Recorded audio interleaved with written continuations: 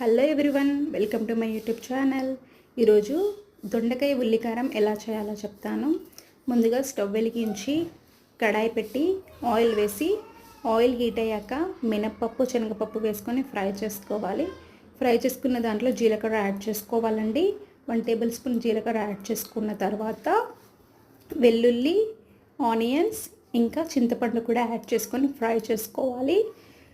Fry చేసుకున్న తర్వాత next ఒక మిక్సీ జార్ తీసుకొని అందులో ట్రాన్స్ఫర్ చేసుకొని అందులో కారం, సాల్ట్ ఇంకా కొత్తిమీర యాడ్ చేసుకొని గ్రైండ్ చేసుకోవాలి. అదే కడాయిలో ఆయిల్ వేసి దొండకాయలు వేసుకొని కొద్దిగా పసుపు వేసి ఫ్రై చేసుకోవాలి.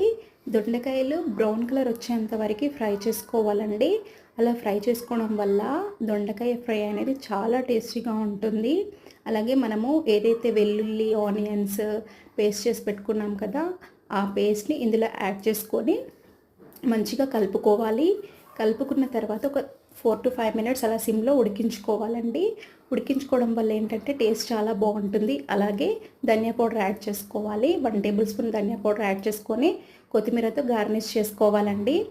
ఇంకా వేడివేడి అన్నంలో ఈ దొండకాయ ఫ్రై ఉల్లికారం ఏదైతే ఉందో అది వేసుకొని తింటే చాలా చాలా బాగుంది టేస్ట్. ఒకసారి మీరు కూడా ట్రై చేయండి. మీకు కనుక ఈ వీడియో నచ్చితే please do like, share, subscribe to my channel. Thanks for watching.